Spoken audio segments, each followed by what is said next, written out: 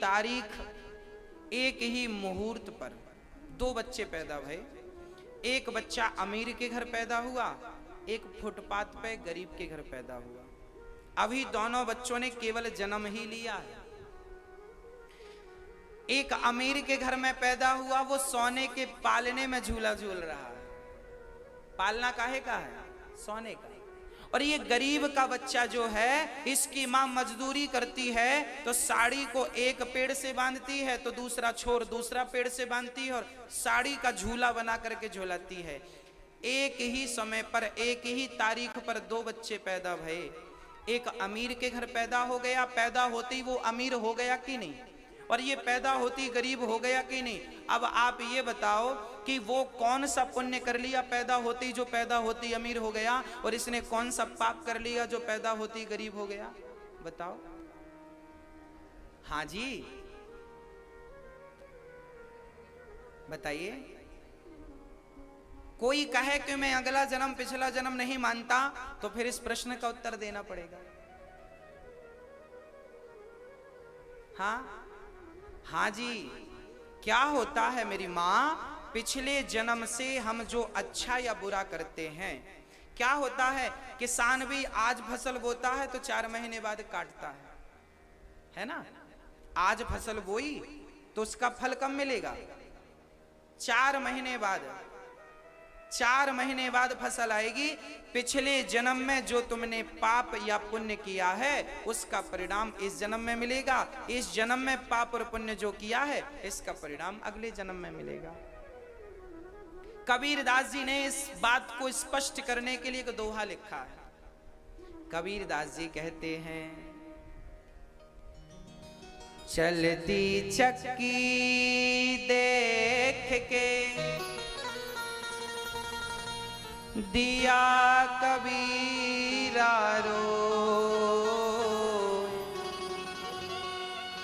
दो पाटन के बीच में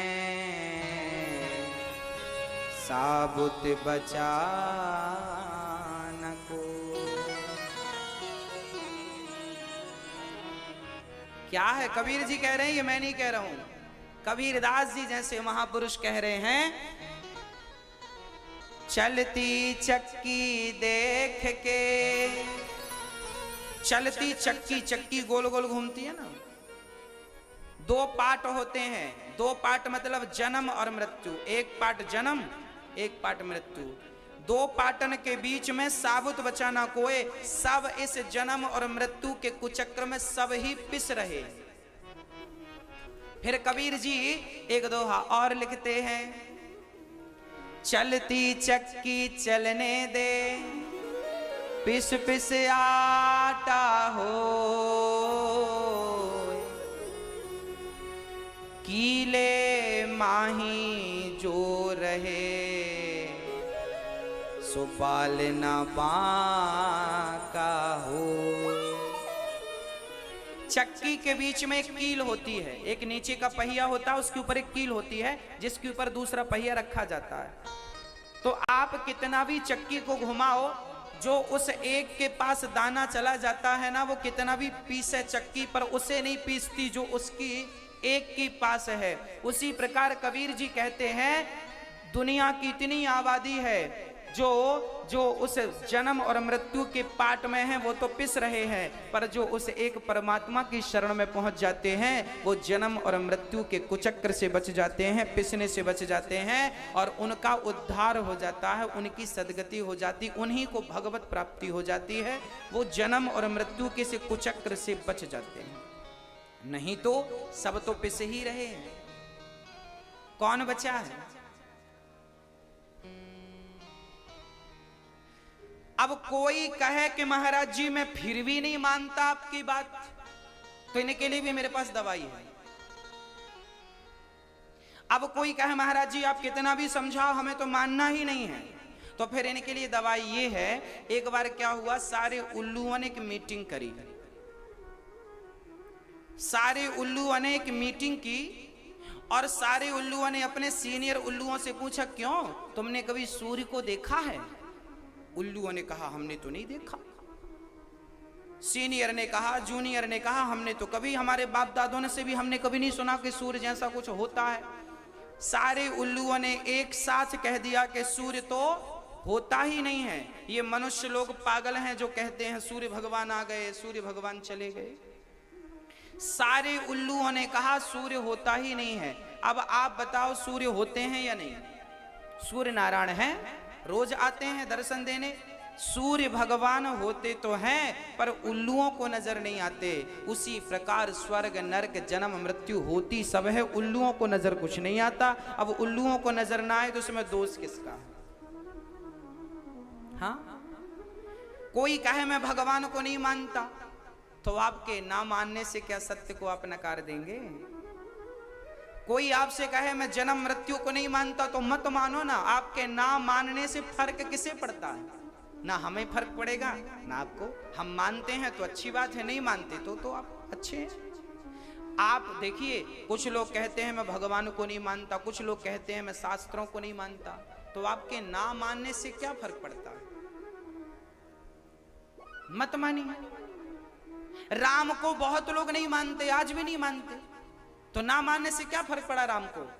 क्या राम का अस्तित्व मिट गया? बताओ क्या फर्क पड़ा? बहुत लोग आए दुनिया में, हमारे भारत में आक्रांता भी आए, नहीं मानते थे राम को, नहीं मानते थे, नहीं मानो, क्या फर्क पड़ता है? आज पूरी दुनिया, आज विदेशी लोग भी आते हैं वृंदावन, गोरे गोरे लोग इंग्लैंड के, अमेरिका के, और तुलसी की माला पहनते हैं, हरे राम का जाप करते हैं। भारत की संस्कृति को लोग समझ रहे हैं, भारत की तरफ बढ़ रहे हैं, भारत के कल्चर को फॉलो कर रहे हैं, और ये भारत के लोग ही हैं जो अभी भी समझे नहीं। हाँ, तो श्री भरत जी महाराज का कहना यह है रघुगण से कि हमारा जन्म और हमारी मृत्यु, कैसे जन्म कैसे मृत्यु, मरने के बाद क्या होता है सब समझ में आया। हमारे पाप का ही फल भोगने हमें नाना प्रकार की योनियों में आना पड़ता है। तो हम इस कुचक्र से बचना चाहें तो भगवत भक्ति करें। और मैं एक बालक मेरे पास आया, नौजवान, बोला गुरुजी मैं वेद पुराण नहीं मानता। एक आदमी मेरे पास आया, समझदार था, पढ़ा लिखा था, होशियार था, उसने कहा गुरुजी मैं वेद पुराण नहीं मानता। मैंने कहा बेटा पहले ये तो बता कि वेद पुराण में लिखा क्या है। उसने कहा मुझे नहीं पता।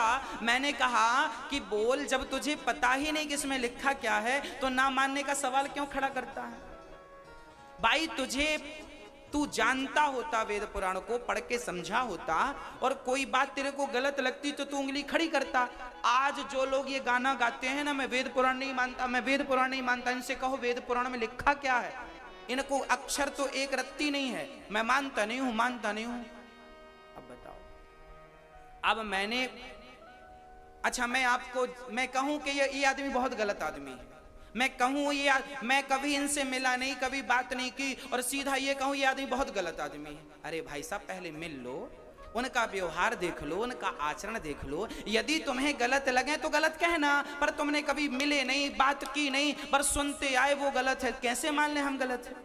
पहले सुन लो, पहले मान लो, भेंट कर लो, राम राम करो, कहो मैं आपको कहूं तुम बहुत गलत हो, तो कैसे कहूं मैं आपसे जब मैं आपको मिला नहीं, आपसे बात नहीं की?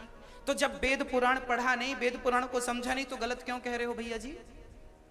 पहले पढ़ लो, समझ लो, कुछ गलत लगे तो आओ बात करते हैं, क्या गलत है भाई, क्या समस्या है आपकी? बच्चों को, आज के नौजवान बच्चे यही तो कह रहे हैं मैं वेद पुराण नहीं मानता। इन बेवकूफों से पूछो पढ़ा कितना तुमने, एक अक्षर नहीं पढ़ा, और मानते नहीं है। लो इनसे जरा कहो, जरा बेटा पढ़ क्या लिखा है। अब मैं बताता हूं क्या लिखा है, फिर आप बोलना कि इन्हें मानना चाहिए कि नहीं मानना चाहिए। भागवत में लिखा है, हमारे वेद पुराण में लिखा है, मात्र देवो भव। आप बोलिए एक बार, बोलो मात्र देवो भव। इसका अर्थ बोल देता हूं, मां भगवान है, देवता है। हमारे पुराणों में लिखा है मात्र पितृ देवो भव, हमारे पिता, हमारे दादा, हमारे पूर्वज ये देवता हैं। हमारे सदग्रंथ यही सिखाते हैं कि तुम्हारी माँ तुम्हारा भगवान है, तो अपनी माँ को भगवान की तरह प्यार करना, भगवान की तरह सेवा करना, भगवान की तरह इज्जत करना। और ये बच्चे कहते हैं मैं तो शास्त्र नहीं मानता। अरे जो शास्त्र नहीं मानते वही तो माँ बाप को भी नहीं मानते। जो शास्त्र को मानेंगे वो माँ बाप को भी मानेंगे। शास्त्रों में लिखा है मातृ देवो भव, पितृ देवो भव, अतिथि देवो भव। तीसरा पॉइंट है अतिथि देवो। हमारे यहां कहा जाता है कि अतिथि भगवान है। हाँ, ये कहां लिखा है? ये हमारे वेद पुराणों में लिखा। हमारे यहां कहते हैं आचार्य देवो भव, गुरु भगवान तुल्य है, अतिथि भगवान तुल्य है। हमारे यहां कहा है गौ माता मां है, भगवान तुल्य है। हमारे यहाँ कहा है नदी माता है, भगवान तुल्य है। हम गंगा को, यमुना को, सरस्वती को, सरयू को पूजने वाले लोग हैं, हाँ या ना? हमारे यहाँ हमारी माताएं पेड़ों की पूजा। आज देखो सारी दुनिया प्रदूषण में जूझ रही है, तब दुनिया क्या कर रही है? पेड़ लगा रही है कि नहीं? दुनिया आज पेड़ की वैल्यू समझ रही है। और हमारे शास्त्रों ने हजारों साल पहले पीपल की पूजा करवानी शुरू कर दी थी। पीपल की पूजा लाखों साल पहले से हमारी माताएं पीपल पे दिया जलाती आ रही हैं। अनपढ़ माताएं पीपल की पूजा। आज पढ़े लिखे लोग कह रहे हैं पेड़ लगाओ, पेड़ लगाओ, पेड़। बेवकूफ बना रहे हो, पेड़ लगाओ। अरे हमारी तो अनपढ़ दादी कब से पेड़ लगाती चली आ रही है। हमारे यहाँ आंवला नवमी आती है, कार्तिक के महीने में आती है ना। आंवला नवमी को क्या होता है? आंवले की पूजा होती है। आंवला एक पेड़ होता है, आंवला। आंवला आंवला ही एक ऐसा फल है जो सबसे ज्यादा शक्तिवर्धक है सबके लिए। स्त्री हो, पुरुष हो, बच्चा हो, बच्ची हो, सबको एक आंवला कच्चा पक्का खाना चाहिए। आंवले का अचार खाओ, आंवले का मुरब्बा खाओ, कच्चा आंवला खाओ, पक्का आंवला खाओगे स्वस्थ रहोगे, कभी बीमार नहीं पड़ोगे, कभी किसी चीज की बीमारी नहीं होगी। आंवला, आंवला की पूजा हमारी माताएं करती हैं। आंवला नवमी बोलते हैं उसको। कोई दुनिया कितना भी बड़ा वैज्ञानिक बन जाए दुनिया पढ़ लिख के, पर जो तुम आज रिसर्च कर रहे हो ना बेटा, ये सारी रिसर्च हजारों साल पहले हमारे वेद पुराण में ऐड है। हाँ, बाहर कुछ नहीं है। आंवले की पूजा, पेड़ों को लगाने की बात हम लोग कब से करते आ रहे हैं। हमारे भागवत में, हमारे ग्रंथ में लिखा है पेड़ों की सेवा करो। सेवा मतलब पेड़ लगाओ। नदियों की सेवा। आज दुनिया, आज गंगा जी को शुद्ध करने के लिए करोड़ों रुपए सरकार खर्च कर रही है कि नहीं? और हम लोग गंगा को मां इसलिए मानते थे ना, ताकि लोग गंगा का मां मानेंगे तो और अधिक सम्मान करेंगे। वो तो अब कुछ बेवकूफ लोग हो गए हैं जो पॉलीथीन फेंक देते हैं, सारा कचरा गंगा जी में डाल देते हैं। अब लोग ही मूर्ख हो गए हैं, तो इसमें किसी का क्या दोष है? इसमें शास्त्रों का, गुरुजनों का क्या दोष है? हमने समझाया तो सही सही था, तुमने समझा ही नहीं सही, तो हम क्या करें इसमें? मास्टर जी ने पढ़ाया तो बराबर था, फेल हो गए तो हम क्या करें? हमारे यहाँ नदियों को माँ इसलिए कहा जाता है, गंगा मैया, यमुना मैया, सरस्वती मैया, सरयू मैया, इसलिए कहा जाता है कि बेटा नदियों का वैसे ही सम्मान करना जैसे तुम अपने माँ का सम्मान करते हो। इसलिए माँ सब संबोधित किया गया है। अब लोग नहीं समझ रहे हैं तो हम क्या करें?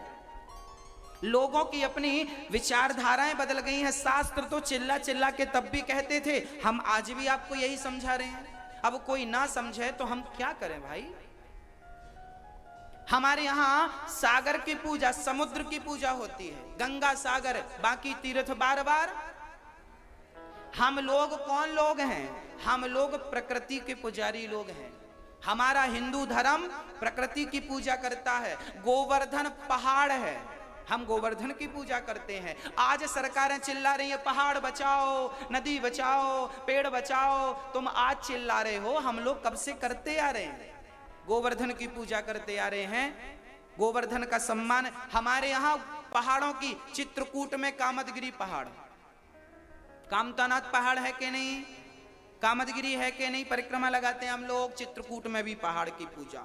वृंदावन में गोवर्धन पूजा है या नहीं, वो भी पहाड़। हम लोग पहाड़ की पूजा करते हैं, हम लोग वृक्षों की पूजा करते हैं, हम लोग नदियों की पूजा करते हैं। तो हम प्रकृति के पुजारी हो गए कि नहीं? तो हमारे शास्त्र कह रहे हैं कि भाई ये सब करो, इसमें क्या गलत लग रहा है किसी को? क्या गलत लग रहा है? वो पिक्चर देखने जाते हैं 3 घंटा, उनकी पिक्चर जो चिलम चढ़ाती हैं, चरस लेती हैं, पकड़ी गई ना सारी, किससे छिपा है? चरस पीने वाले को, गांजा पीने वाले को आपने तो सिर पर बिठा रखा है, और वेद पुराण जो सही मार्ग देते हैं उनको तुम गालियां देते चले जा रहे हो। यही तो मेरे भारत का दुर्भाग्य है, आजकल के बच्चे यही तो कर रहे हैं। शास्त्रों को मानना नहीं है और फिल्मी दुनिया 3-3 घंटे मूवी देखते हैं, उनकी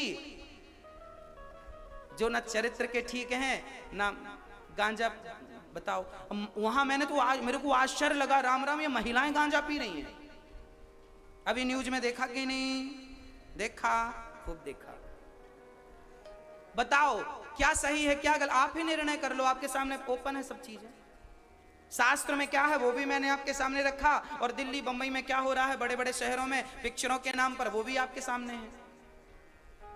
क्या सही है? आपके बच्चों का कल्याण कहां से है? हमारे भारत का उत्थान कहां से है? आप ही निर्णय लीजिए, आप ही बताइए कि ये सही है या गलत है। हां प्रिय भक्तों, श्री भरत जी महाराज, श्री भरत जी महाराज, देखो भगवान ने हमें बुद्धि इसलिए दी है, एक गिलास में शराब भरी है, एक गिलास में दूध भरा है, क्या पीना है क्या नहीं पीना। समाज में अच्छाइयां भी होती हैं, समाज में बुराइयां भी होती हैं, आपको क्या स्वीकार करना है, क्या ग्रहण करना है, क्या ग्रहण नहीं करना, वो आपके विवेक पर निर्भर करता है। तो आपके बच्चे क्या लेना पसंद करेंगे, दूध या शराब, वो आपके संस्कारों पर निर्भर करता है। आपने अपने बच्चों को जैसा संस्कार दिया होगा उनकी पसंद वैसी होगी। आपके बच्चों के संस्कार अच्छे होंगे तो पसंद अच्छी होगी, संस्कार ही आपने अच्छे से नहीं दिए तो बच्चों की पसंद भी बिगड़ी है। फिर माँ बाप बुढ़ापे में रोते हैं, बच्चा बिगड़ गया, बच्चा बिगड़ गया। बिगाड़ा किसने? संस्कार ना देकर तुमने तो बिगाड़ा है। हमारे यहाँ ये भी कहा गया है, माता शत्रु पिता वैरी ये न बालो न पाठिता न शोभते सभा मध्य हंस मध्य बको यथा। हमारे यहाँ ये भी कहा गया है कि माता शत्रु है, जो माता अपने बच्चों को पढ़ाती लिखाती नहीं है, संस्कार नहीं देती। वो पिता दुश्मन है जो अपने बच्चों को संस्कार नहीं देता। अरे संस्कारहीन बच्चे किस काम के हैं बताओ? ना तुम्हारा ही भला कर सकते हैं, ना समाज का ही भला कर सकते हैं। अरे ओसामा ने किसका भला किया? लादेन ने किसका भला किया? ना इन्होंने अपना भला कर पाए, ना अपने परिवार का भला कर पाए, ना देश का भला कर पाए। ऐसे बच्चों को पैदा करके क्या करोगे? इसलिए हमारे यहाँ ये भी कहते हैं कि माँ बाप वही अच्छे माँ बाप हैं जो बच्चों को समय पर संस्कार देकर खड़ा कर दें। हमारे यहाँ ये भी कहा जाता है कि जननी जने तो भक्त जने। जननी मतलब माता, जननी जने तो भक्त जने, या दाता या शूर, या से तो बंध्या भली काहे गवावे नूर। जननी जने मतलब माँ जन्म दे तो भक्त को, या वीर पुरुष महाराणा प्रताप पृथ्वीराज चौहान जैसे दिग्गजों को, झांसी की रानी जैसी बेटियों को जन्म दे, नहीं तो बंध्या ठीक है। जननी जने तो भक्त जने, या तो जन्म दो तो भक्त को जन्म दो, समाज सेवक को जन्म दो। दुष्ट को जन्म दोगे तो और 10 लोग रोएंगे कि लो, एक 10 को रुलाता है, और कई बार एक 10 की सेवा करके 10 को संतुष्ट कर लेता है। तो जननी जने तो भक्त जने, या दाता या सूर, सूरवीर, या से तो बंध्या भली। बंध्या मतलब बांझ, काहे गवावे नूर, काहे इतना दर्द उठा रही हो, पेट फड़वा रही हो ऐसे दुष्ट के लिए।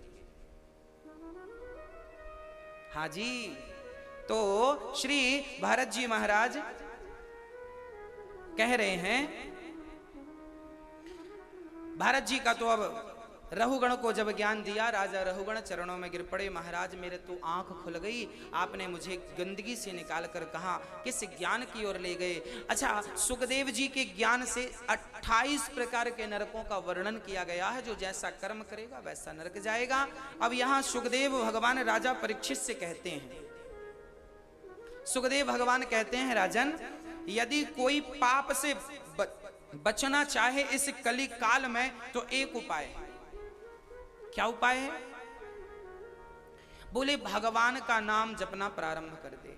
याद रखना, कलयुग केवल नाम आधारा, सुमरी सुमरी नर उतरही पारा। इस भवसागर से पार जाना हो तो एक ही उपाय है, और वो उपाय है केवल भगवान नाम। और नाम भी कैसा, मैंने ये बात कल कही थी, फिर दोहरा देता हूं। नाम ऐसा लो, जब मैं बोलूं राम, एक बार बोलो राम, तो राम सिंपल राम नहीं बोलना। आपको राम बोलने के पहले राम की छवि को सामने बिठा लेना है, चिंतन करके आंखों के सामने। जैसे आप अपनी माँ का ध्यान करिए। अच्छा, आपने अपनी माँ को देखा कि नहीं देखा? एक बार जरा माँ को देखिए, आंख बंद कीजिए और जरा माँ को देखिए। माँ कैसी है, माँ की आंख कैसी है, माँ के गाल कैसे हैं, माँ की नाक कैसी है। देखो माँ की छवि आ रही है कि नहीं? आएगी, आएगी। कई बार हम इमेजिन करते हैं ना, चिंतन करते हैं, तो माँ की तस्वीर सामने आ जाती है। मेरी आंखों के सामने माँ की तस्वीर आ गई। हाँ, उसी प्रकार जब राम बोलें तो राम बोलने के पहले राम का चित्र सामने बिठा लें। ऐसे मेरे राम हैं, राम को सामने खड़ा करें, ये फील करें, महसूस करें कि राम मुझे देखकर मुस्कुरा रहे हैं, राम मेरे सामने खड़े हैं, और उनको सामने खड़ा करके उनके सामने बोलना है सीताराम सीताराम सीताराम सीताराम, राम जी सुन रहे हैं, ऐसे राम बोलना है। ध्यान किया नहीं और राम राम बोलने लगे तो उस राम राम का भी कोई अर्थ नहीं। इसलिए तुलसीदास जी ने एक दोहा लिखा है। तुलसीदास जी कहते हैं कि राम राम सब कोई कहे, दशरथ कहे ना कोई, और एक बार दशरथ कहे सो कोटि यज्ञ फल होए। 10 इंद्रियों को साध कर भगवान का चित्र सामने रख करके, अर्थात प्रत्यक्ष भगवान को प्रकट कर लो अपने भाव से। और फिर अब जैसे मैंने बिहारी जी का ध्यान किया, बिहारी जी सामने आइए, बिहारी जी मेरे सामने आ गए। मैंने बिहारी जी को देखा है तो मैं कभी भी उनको अपने सामने ला सकता हूं भाव से। वो आ गए सामने, अब मैं जपूं बिहारी जी का नाम, श्री कृष्ण गोविंद हरे मुरारी, उनको सुनाऊं। अपना भजन उन्हीं को सुनाया करो। राम नाम जपो तो राम नाम हमें मत सुनाओ, पड़ोसी को ना सुनाओ, भगवान को सामने खड़ा करो, भगवान को सुनाओ। प्रभु मैं आपको सुना रहा हूं। सब चीज उनके लिए हो, ना कि दुनिया जमाने वालों के लिए। हाँ जी, तो अजामिल नाम के पापी थे, इनकी पत्नी के 9 बच्चे हो चुके थे, 10वां गर्भ में था। एक महात्मा जी आए, इनके घर कुछ अन्न मांगा तो धुंधकारी अजामिल ने तो घर से निकाल दिया, बाबा जी हमारे घर मत आना, हमारे घर कुछ नहीं मिलेगा। पत्नी को खबर लगी कि कोई साधु आए हैं तो दौड़ी दौड़ी गई, बुला कर लाई, मना कर लाई, महाराज जी क्षमा करो, ये हमारे पति बड़े दुष्ट प्रकृति के हैं, मना कर लाई। और साधु से कहा महात्मा जी, अच्छा उसने स्पष्ट कह दिया, महात्मा जी हमारे घर में बड़ा पाप होता है, हमारे पति चोरी करते हैं, व्यभिचार करते हैं, ना जाने मैं भी एक वैश्या थी पहले, मेरे पति ने मुझे पसंद करके शादी कर ली, अब तो मैं वैश्यावृत्ति छोड़ चुकी हूँ, पर पहले मैं वैश्या थी, और आप मेरे घर भोजन करेंगे तो कहीं आपकी बुद्धि ना भ्रष्ट हो जाए। महात्मा जी ने कहा, बेटी देख, गंगा में हजारों नाले रोज मिलते हैं, गंगा नालों के मिलने से गंगा नाला तो नहीं होती, बल्कि नालों को अपने से मिलाकर उनको पवित्र करके गंगा बना देती है। मैं तेरे घर आया हूं तो मुझे कच्चा अन्न दे दे। तो आटा दाल चावल सीधा दे दिया। उन्होंने, महात्मा जी ने बढ़िया पेड़ की छांव में भोजन पकाया अपने हाथ से और बुलाया, बेटी आओ प्रसाद तुम भी लो। तो आई दौड़ी दौड़ी अजामिल की पत्नी, एक रोटी अचार उसे दे दिया। तब तक अजामिल को बुलाया, तुम भी आओ। अजामिल आया, एक रोटी और साग उसे भी दे दी। अब दोनों ने खाया। अब संत जी ने जाते जाते कहा, बेटी मैंने तेरे घर भोजन कर लिया है, देखो कुत्ता भी जिसके घर एक रोटी खाता है ना, तो रात भर उसकी चौकीदारी करके रोटी का हिसाब चुकाता है। तो संत जिसके घर रोटी खाए तो उसका हिसाब कैसे ना चुकाए। संत ने कहा, बेटी मैंने तेरी रोटी खाई है, अब तेरी सदगति करना मेरा कर्तव्य बन गया है, मेरी एक बात मान ले। अजामिल से संत जी ने कहा, बेटा बोलो नारायण। अजामिल बोला, नहीं बोलूंगा। संत जी ने कहा, क्या नहीं बोलेगा? बोले, वही नहीं बोलूंगा जो तुम बुला रहे हो। मतलब वो धोखे से भी नारायण बोलने को तैयार नहीं था। तब अजामिल की पत्नी के कान में गुरुजी ने कहा, बेटी मेरी एक बात तू मान लेना, तू गर्भवती है, जब तेरा बच्चा हो तो इसका नाम तू नारायण रख देना, बस मुझे ये दक्षिणा दे दे। वचन दे दिया कि मैं अपने बच्चे का नाम नारायण रखूंगी। और संत जी वहां से चले गए। जब इनके बेटा हुआ तो अजामिल ने तो नाम बहुत सारे सोच रखे थे, क्या क्या नाम रखते हैं आप लोग।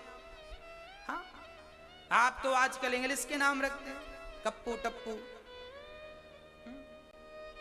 फलाना ढिमका।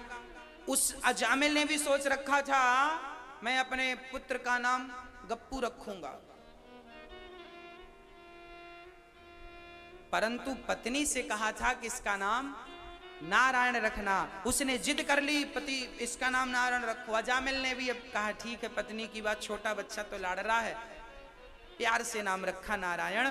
अब अजामिल डायरेक्ट तो ना सही पर इनडायरेक्ट बच्चे के नाम से भगवान का नाम जपने लगा। नारायण यहाँ आओ, नारायण दूध लाओ, नारायण यहाँ आओ, नारायण ये करो, नारायण ये करो। इनडायरेक्ट भक्ति होने लगी।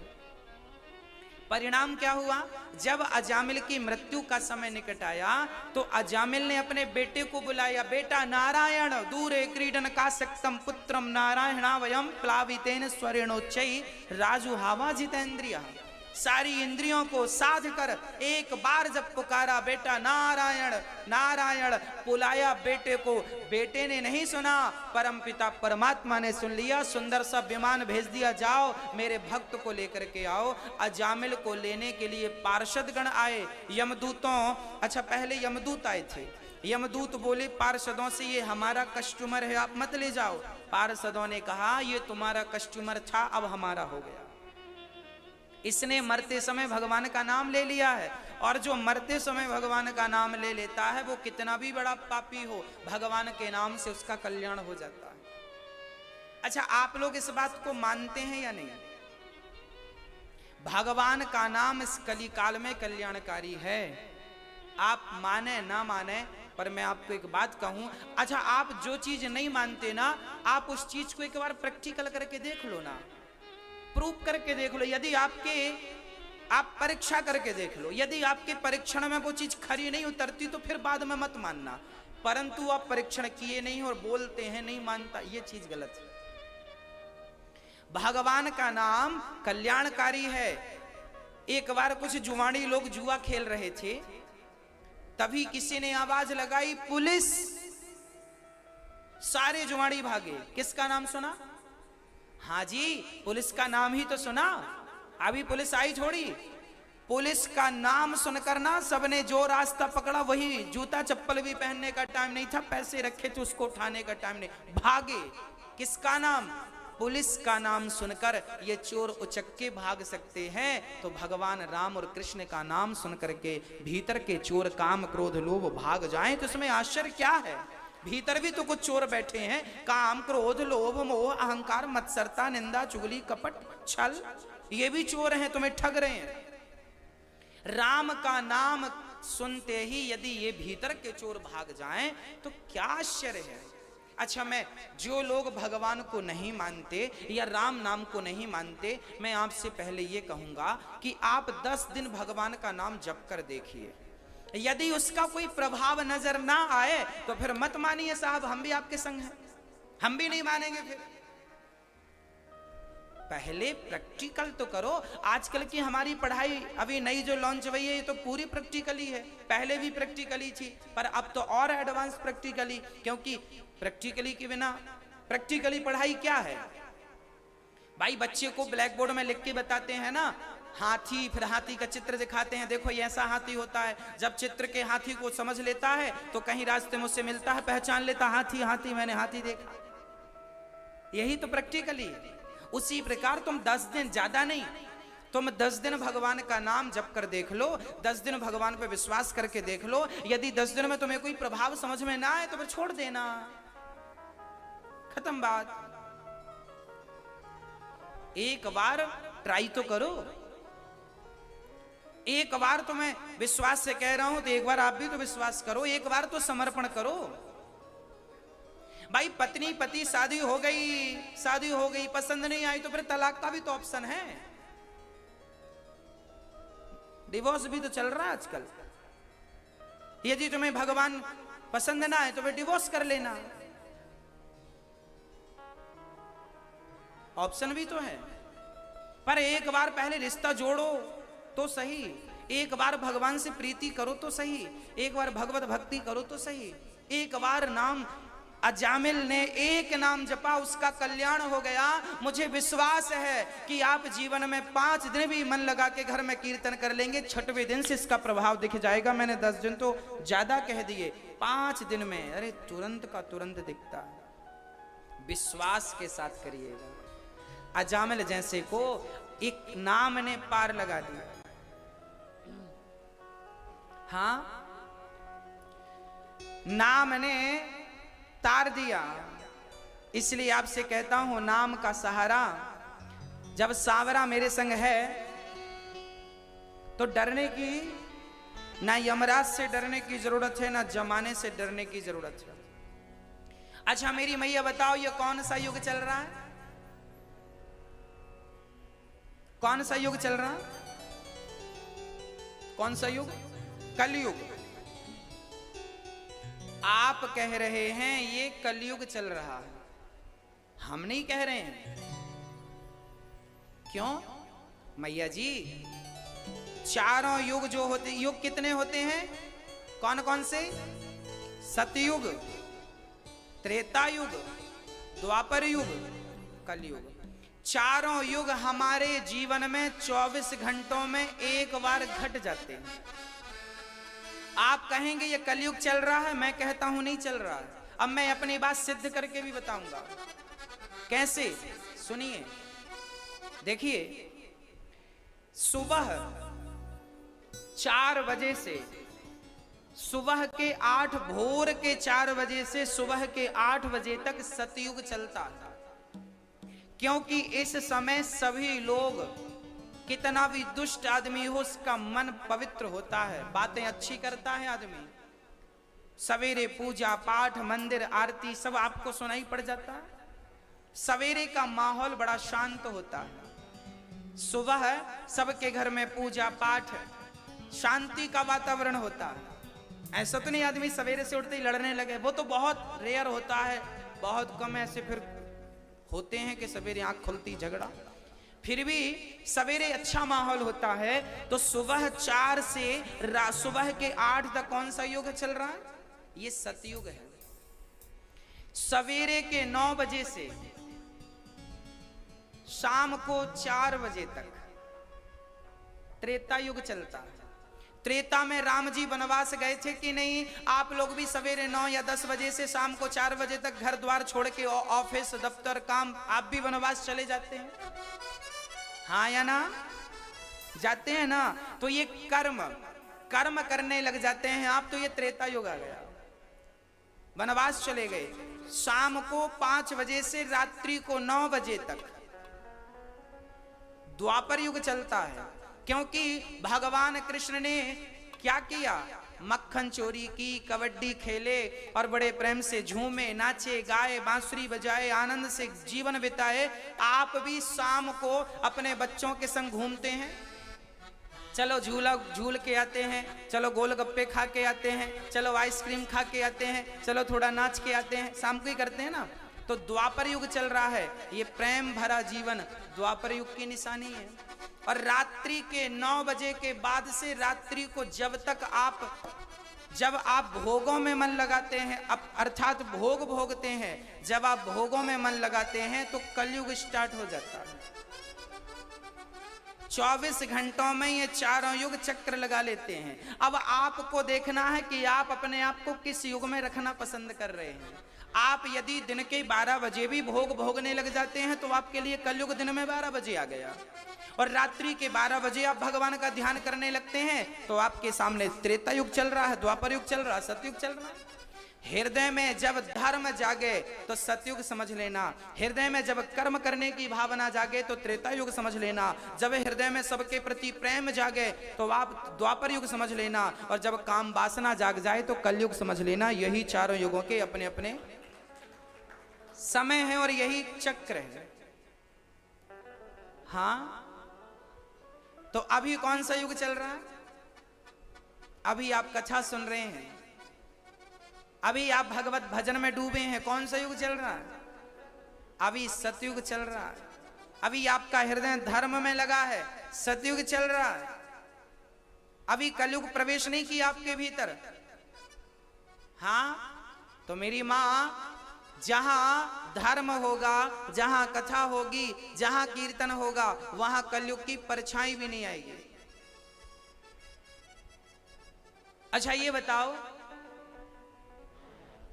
गर्मियों के टाइम भरी गर्मी में आप बाहर निकलते हैं, लू चलती है, गर्मी थपेड़े पड़ते हैं हवा के, गर्म हवा के, और तभी आप अपने कमरे की एसी चालू करके जब जाते हैं तो टेम्परेचर इतना डाउन हो जाता है कि आपको कंबल ओढ़ना पड़ता है या नहीं?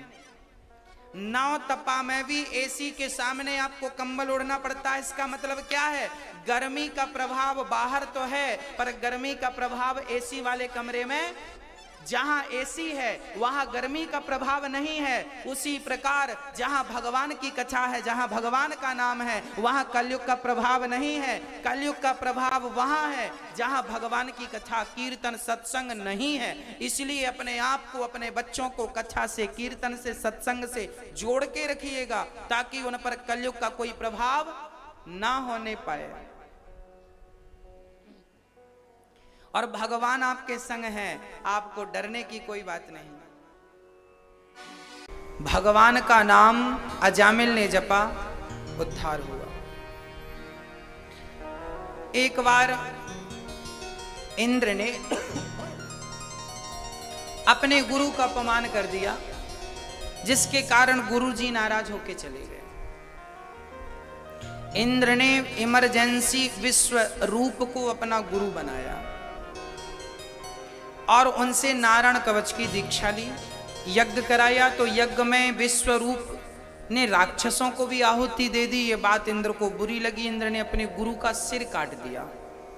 इंद्र को ब्रह्म हत्या लगी, चूंकि गुरु को मारा। उस हत्या को 4 स्थानों पे बांट दिया। पहली हत्या दे दी स्त्रियों को, जो रजस्वला के रूप में दिखती है। दूसरी हत्या दे दी वृक्षों को, जहां गोंद के रूप में वो हत्या दिखती है। तीसरी हत्या दी जल को, जहां झाग के रूप में दिखती है। चौथी हत्या दी पृथ्वी को, जहां बंजर भूमि के रूप में वो हत्या नजर आती है। भक्तों, जब विश्वरूप को मारा तो विश्वरूप के पिता त्वष्टा ने यज्ञ किया और वृत्तासुर को प्रकट किया, जाओ इंद्र को मारो। इंद्र को मारने वृत्तासुर चले तो दधीची ऋषि की हड्डियों का वज्र बनाया। हड्डी का वज्र बनाया। हमारे भारत में दधीची ऋषि जैसे दानी हुए, जिन्होंने अपनी हड्डियों का भी दान किया। हाँ, इसलिए कहता हूं कि यहां रोज अन्न क्षेत्र चलता है।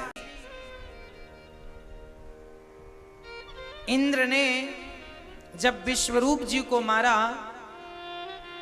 तब त्वष्टा मुनि ने वृत्तासुर को प्रकट किया, जाओ इंद्र को मारो। पर यज्ञ में मंत्रों में त्रुटि हो जाने के कारण यज्ञ इंद्र को मारने वाला नहीं, इंद्र से मरने वाला उत्पन्न हो गया।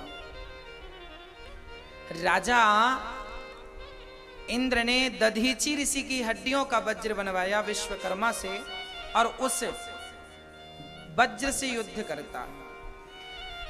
त्वष्टा ने जिस वृत्तासुर को प्रकट किया, ऋषि ने, वृत्तासुर ने जब देखा कि मेरे सामने संत का ये वज्र है जो नारायण कवच की शक्ति से ओतप्रोत है,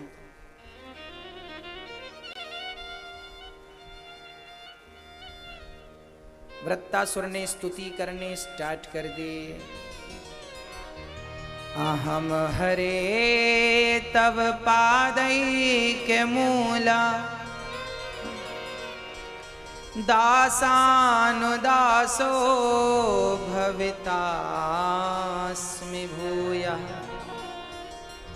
मनः स्मरेता सुपतेर्गुणास्ते, गृणीत्वा कर्म करोतु कायः। वृत्तासुर ने भगवान से कहा। उस वृत्तासुर को हड्डियों में, जो दधीची ऋषि की हड्डियों का वज्र था, उसमें भगवान का दर्शन हुआ। क्योंकि नारायण कवच की शक्ति संत में थी, उनकी हड्डियों में भी नारायण कवच की शक्ति अर्थात नारायण पहुंच गए। भगवान का दर्शन हुआ। उसने कहा, वृत्तासुर ने, अहम हरे तब पादैक मूला, हे प्रभु, यदि मैं आपकी भक्ति ना कर सकूं तो दासानुदासो भवितास्मि भूयः, यदि मुझे अपने चरणों की भक्ति ना दे सको तो दासों के चरणों की भक्ति जरूर दीजिएगा। न नाक पृष्ठम न च पारमेष्ट्यम न सार्वभौमं न दशाधिपत्यम। कहा हमें कोई चाहत नहीं है। अच्छा, राजा परीक्षित यहाँ चक्कर में पड़ गए। महाराज ये तो बताओ कि ये वृत्तासुर तो राक्षस था, फिर भगवान की स्तुति क्यों की? तब सुखदेव भगवान कहते हैं, राजन ये इस जन्म का राक्षस है, पिछले जन्म ये चित्रकेतु नाम का एक बड़ा राजा था। इसकी बहुत सारी पत्नियां थी, पर दुर्भाग्य से संतान नहीं थी। संतान नहीं थी। संत जी के चरण संत जी के चरण में गया और संतों ने कृपा करके एक फल दिया, बोले पत्नी को खिलाना। इनकी बड़ी पत्नी का नाम कृतद्युति था। फल खाया, कुछ दिनों बाद वो गर्भवती हो गई। जब गर्भवती भई, समय पर सुंदर सा बच्चा हुआ। अच्छा, एक रानी को बच्चा हुआ, बाकी रानियों को बच्चा नहीं हुआ। अब राजा इस रानी से अत्यधिक प्रेम करने लगे। जिस रानी को बेटा हुआ, इससे ज्यादा प्रेम करने लगे। जिनको बेटा नहीं हुआ, उनकी तरफ देखा नहीं। उन रानियों के अंदर जलन होने लगी और उन रानियों ने उस बच्चे को, जब 5 वर्ष का था, उसे जहर दे करके मार डाला। मैया जी, ओ मेरी माँ, बहुत ध्यान से सुनना। 5 वर्ष का बच्चा जब मरा, चित्रकेतु बहुत रोए हैं। हे विधाता, इनकी पत्नी कृतद्युति ने तो बड़ा कुछ कहा है। हे विधाता, तू बड़ा निर्दयी है, निष्ठुर है। क्या बिगाड़ा था हमारे बच्चे ने? मारना होता, मारना ही था तो हमें मार दिया होता। तब तक नारद जी आ गया। नारद जी ने समझाया, राजन इतना क्यों रो रहे हैं? आप तो ज्ञानी हैं, समझदार हैं, मूर्खों की तरह व्यवहार, मूर्खवत व्यवहार कर रहे हैं। तब नारद जी से कहा, महाराज मेरा बेटा मुझे जिंदा चाहिए, मुझे आपके उपदेश की जरूरत नहीं है, मुझे पुत्र की जरूरत है। चित्रकेतु का पुत्र मोह देखकर नारद जी को लगा, इसका बेटा मुझे जिंदा करना ही पड़ेगा। संत कृपा से नारद जी ने उस पुत्र को जीवन दान दे दिया। पिताजी दौड़े, बेटा आ, तुझे अपने हृदय से लगाऊं, गले से लगाऊं। वो चित्रकेतु का बेटा जब उठकर खड़ा हुआ, जो 5 वर्ष का था, उस बच्चे ने कहा, पिताजी आप किस जन्म के पिता हो?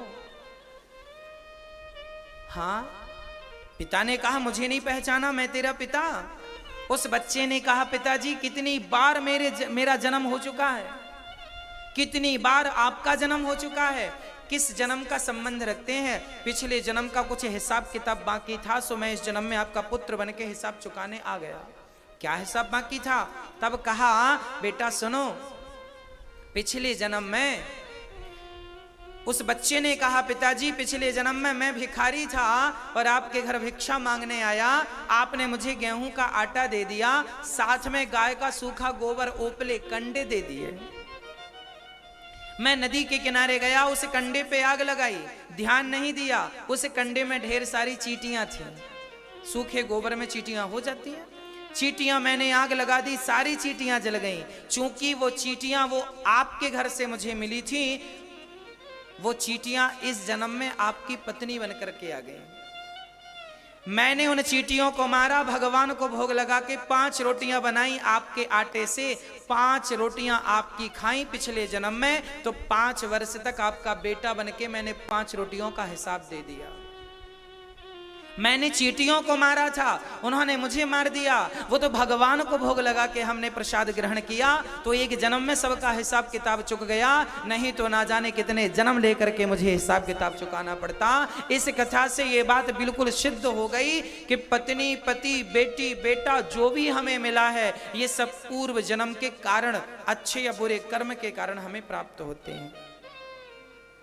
कोई किसी की बेटी नहीं है, कोई किसी का बेटा नहीं है, कोई किसी की पत्नी और कोई किसी का पिता और पति नहीं है। ये तो व्यवहार जगत में सब दिखता है कि ये हमारा है, ये हमारा है, बट कुछ है नहीं हमारा। व्यवहार जगत में देखना पड़ता है कि ये मेरी माँ है, ये मेरा पिता है, ये मेरी पत्नी है, ये मेरा पुत्र है, पर रियल सच्चाई यह है, आध्यात्म जगत ये कहता है कि कोई किसी का नहीं। तो फिर क्या है ये पत्नी क्यों, ये पति क्यों, ये पुत्र क्यों? तो इसका भी एक आशय है। शास्त्र कहते हैं आपने पिछले जन्म में किसी के संग बहुत अच्छा किया तो वही इस जन्म में आपका बेटा बनेगा और आपके पांव दबाएगा, आपकी सेवा करेगा, आपके संग बहुत अच्छा करेगा। आपने किसी के संग बहुत बुरा किया पिछले जन्म में, इस जन्म में वो आपका पति बनकर, पत्नी बनकर, बेटा बन के बहुत बुरा करेगा, हिसाब किताब चुकाएगा। भाई आपकी पत्नी बहुत अच्छी है, फलाने की पत्नी बहुत बुरी है, क्यों? आपका बेटा बहुत अच्छा है, फलाने का बेटा बहुत बुरा है, क्यों? आपका पति बहुत अच्छा है, फलाने का पति बहुत बुरा है, क्यों? सबके ही अच्छे होने चाहिए या सबके बुरे होने चाहिए, किसी का अच्छा किसी का बुरा, क्यों? इस क्यों का क्या उत्तर है? इस क्यों का यही उत्तर है कि जो हमने पिछले जन्म में, फिर बात आ गई, जो आपके संग अच्छा किया तो मेरे संग अच्छा हो रहा है, पत्नी बनकर अच्छा कर रही है, पति बनकर अच्छा कर रहा है, पुत्र बनकर अच्छा कर रहा है, बुरा किया था सो बुरा।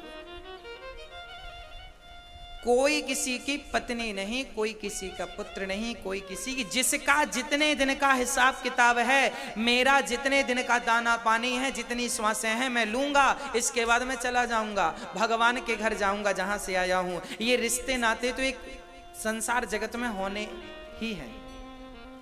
आपका अटैचमेंट हो जाता है कि ये मेरी बेटी, ये मेरा बेटा, जबकि कोई है नहीं किसी का, पर व्यवहार जगत में दिखता है सब भ्रांति की तरह। सड़क से आप जा रहे हैं, सड़क में ऐसा लगता है पानी भरा है, गर्मियों के टाइम पे सड़क में ऐसा लगता है पानी भरा है, जाकर देखते हैं तो पानी होता नहीं है, भ्रांति मात्र है। उसी तरह ना पत्नी मेरी, ना पति मेरा, ना पुत्र मेरा, ना बेटी मेरी, ना जमाना मेरा, पर दिखता है कि मेरा है। यही तो माया है, मैं और उमोर तोड़ते माया, मम माया दुरत्तया। यही तो भगवान कह रहे हैं मेरी माया बड़ी कठिन है, सबके बस में नहीं है। ये जो तुम्हारा है नहीं पर दिखता है तुम्हारा, उसी को माया कहते हैं, उसी का नाम माया है। जो है नहीं पर दिखाई बराबर पड़ता है ये मेरा है। बेटी बेटा पति पत्नी कुछ है नहीं, पर पूरी जिंदगी आदमी कहता है ये मेरा, ये मेरा, ये मेरा, है कुछ नहीं, कहता रहता। जिसका जितना हिसाब था उतना हाँ कर लिया, खत्म। इसलिए प्रकृति के नियम को मान लो और उसमें समझौता कर लो। आपकी और मेरी चलती नहीं है, कितना भी चलाओ। हाँ, आज पिता को बड़ा ज्ञान हुआ पुत्र से, और यहां पर गीता में भगवान श्री कृष्ण कहते हैं जो तुम्हारा आज है कल वो ही था किसी और का, होगा परसों जान किसका, यह नियम सरकार का। अच्छा ये बताओ मैया जी, भैया जी, जब आप आए थे तो क्या अपनी बेटी को संग लाए थे, अपने बेटे को लाए थे, अपने पति को लाए थे? जब पैदा हुए थे तब अपनी पत्नी को ले आए थे, तुम भी चलो संगनी हो 7 जन्म की। अरे भाई, भगवान कृष्ण गीता में यही कह रहे हैं, जो मिला तुम्हें यही मिला। पत्नी यहाँ, पति यहाँ, पुत्र यहाँ, पुत्री यहाँ, सब यहाँ, मान बढ़ाई पद प्रतिष्ठा सब यहाँ मिला। और याद रखना, जो तुम्हें यहाँ मिला है सिर्फ यहीं के लिए मिला है, यहाँ से आगे के लिए नहीं। यहाँ की चीज यहीं जमा करो, यहीं दो, आगे बढ़ो खाली हाथ। जो मिला यहीं से मिला है, यहीं और यहीं के लिए मिला है, इसलिए ज्यादा मोह ना पालो। मेरी जितनी दिन की आयु है मैं जीऊंगा, आयु खत्म तो मरना पड़ेगा कि नहीं? बोलो मेरी माँ, आप मरोगी कि नहीं? कभी मरोगी? हाँ या ना? अच्छा, हम मरेंगे कि नहीं? कभी मरेंगे। जब पता है मरेंगे तो क्यों इतना मोह, क्यों नहीं भगवान से प्रीति होती हमारी, क्यों नहीं भगवत भजन करते हम? जब जाना ही है क्यों हम ये कहते हैं ये मेरा है, ये मेरा। मीराबाई ने कहा गोविंद मेरो है, गोपाल मेरो है, पायो जी मैंने राम रतन धन पायो, मेरे तो गिरधर गोपाल दूसरो ना। ये मीरा के वाक्य क्यों नहीं हम स्वीकार कर लेते? वही वृत्तासुर इस जन्म में इंद्र ने फिर उन्हें वज्र से मारा है, और वृत्तासुर इस जन्म में फिर चित्रकेतु वृत्तासुर बने, चित्रकेतु ही वृत्तासुर बने। वो पार्वती जी और शंकर जी एक बगीचे में बैठे थे, रमण कर रहे थे, इन्होंने हंस दिया, श्राप दिया, जिसके कारण इन्हें वृत्तासुर बनना पड़ा चित्रकेतु को। आज इनकी सदगति हुई इंद्र के हाथों। एक बार भगवान को प्रहलाद के लिए नरसिंह बन करके आना पड़ा। यदा देवेषु वेदेषु गौसु विप्रेषु साधुषु धर्मे मयि च विद्वेषः सवा आयो विनाश्यते। जब जब होय धर्म की हानि परित्राणाय साधूनां विनाशाय च दुष्कृतां धर्म संस्थापनार्थाय संभवामि युगे युगे। भगवान कब कब आते हैं? जब प्रहलाद जैसे भक्तों पर अनाचार अत्याचार पापाचार होता है। प्रहलाद नाम के एक भक्त थे, इनके पिता का नाम हिरण्यकश्यपु था। बड़े दुष्ट प्रकृति के थे हिरण्यकश्यप जी। प्रहलाद एक दिन भगवत भजन कर रहे थे। अच्छा, भगवत भजन की वृत्ति कहां से आई? ये भगवत भजन प्रहलाद जी ने कहां से सीखा? एक कुम्हारिन से सीखा। एक कुम्हारिन थी, घड़ा का भट्टा लगा रही थी। उसके घड़े का कारोबार था, मिट्टी का घड़ा उसे पकाती थी। घड़ा लगाई, उस पे घड़े का भट्टा लगाई, आग लगा दी। संयोग से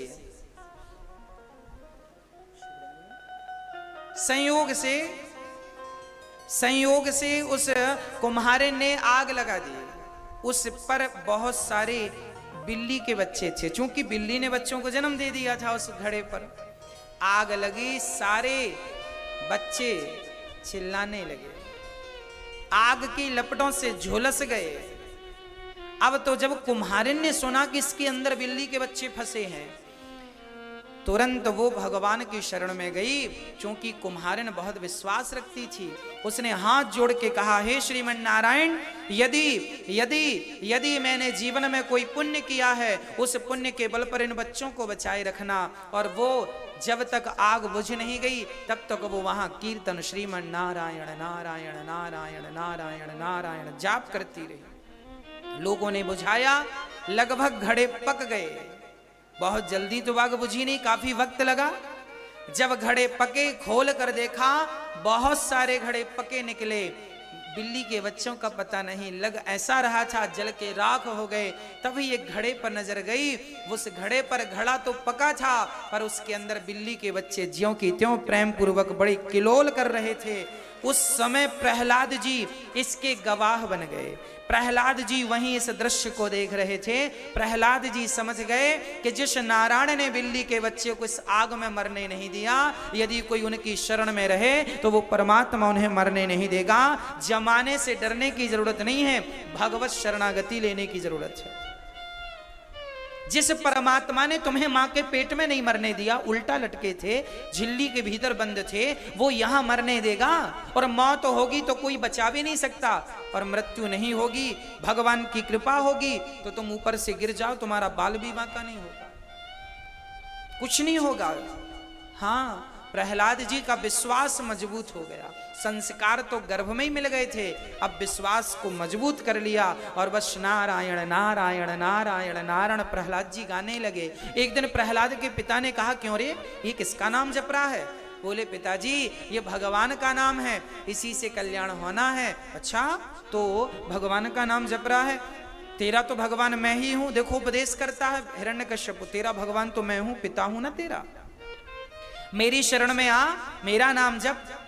कहा, पिताजी आप तो केवल उनके कठपुतले हैं, कठपुतली है, सब ही नचावत राम गोसाई, सबको नचाने वाला वही है, हम तो केवल नाचने वाले हैं, इसलिए आप भी उनकी शरणागति ग्रहण कीजिए। प्रहलाद पर बड़े बिगड़े हैं, पढ़ने के लिए भेजे, संडामर्क ने पढ़ाया, और जब पढ़कर आए तो हिरण्यकश्यप ने पूछा, बेटा इतने दिनों में तुमने क्या बढ़िया सी पढ़ाई पढ़ी, जरा हमें तो बताओ। तब प्रहलाद जी ने कहा, पिताजी हमने 9 बातें बढ़िया पढ़ी। कौन कौन सी? श्रवणम कीर्तनम विष्णु, स्मरणम पाद सेवनम, अर्चनम बंदनम दास्यम, सख्यमात्म निवेदनम। भक्ति कितने प्रकार की होती है? 9 प्रकार की। एक भी आ जाए तो प्राणी का कल्याण। प्रहलाद जी अपने पिता को उपदेश कर रहे हैं। पहली भक्ति क्या है? श्रवणम, कथा सुनना पहली भक्ति है। दूसरी भक्ति कीर्तनम, कीर्तन करो घर में, जो कि मैंने अभी थोड़ी देर पहले कहा, कीर्तन जरूरी है। रोज आधा घंटा कीर्तन जहां होती है, कलयुग का प्रवेश नहीं होता। कथा रोज सुनो, भले 10 मिनट सुनो, कीर्तन रोज करो, भले 10 मिनट करो, और भगवान का स्मरण करो।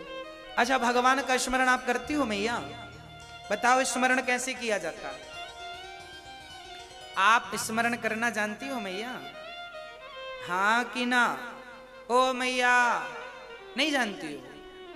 आज हम बताएंगे। स्मरण करती हो आप मैया जी? हम भगवान का स्मरण कैसे करें? हमसे तो आता नहीं है, अब आप ही बताओ कैसे करें। आइए हम आपको बताते हैं। आपको आता सब कुछ है, पर आप कभी उस पर गौर नहीं करते। स्मरण कैसे करना है? एक लड़की का विवाह हुआ, ससुराल गई, ससुराल 5 दिन 10 दिन रुकी, भाई पहुंचा, वापस मायके लेके आया। अब वो लड़की जब मायके आई, अपने पियर आई, तो वो अपनी माँ के घर काम करती है, भोजन बनाती है, घर का काम करती है, पर काम करते समय वो किसी को याद करती है, किसी का स्मरण करती है। क्या आप बता सकते हैं वो किसको याद कर रही थी? बताओ मैया जी, बताओ। बोलो बोलो, आप बोलो। हाँ जी, आपको तो अच्छे से पता है। हाँ, संसार की हर स्त्री ऐसी होती है कि जब ससुराल से वापस आती है ना, तो वो अपने पति को ही याद करती है। काम करती जाएगी और पति को याद करती जाएगी, काम करती जाएगी, पति के ख्यालों में खोई रहेगी। यदि एक अनपढ़ साधारण सी स्त्री यदि काम करते समय अपने पति का स्मरण कर सकती है, तो क्या एक भक्त काम करते समय भगवान का स्मरण नहीं कर सकता? इसी का नाम स्मरण है। स्मरणम, श्रवणम, कीर्तनम, स्मरणम। भगवान का स्मरण कैसे हो? काम करते रहो और भगवत चिंतन चलता रहे।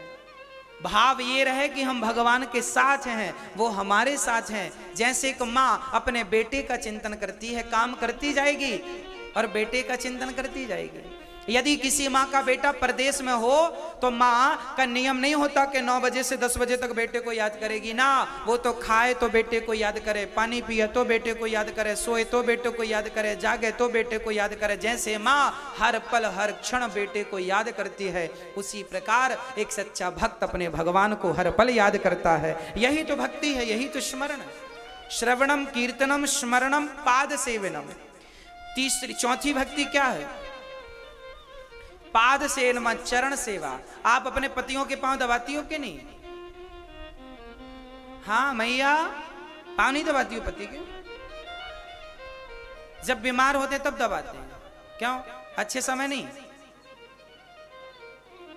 लक्ष्मी जी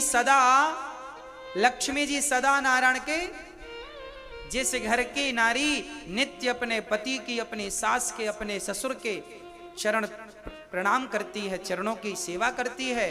कोई भी प्राणी जब चरणों से जुड़ता है तो भगवान से जुड़ना हो जाता है, क्योंकि भगवान का सर्वांग शरीर में भगवान का वास चरणों में ही होता है।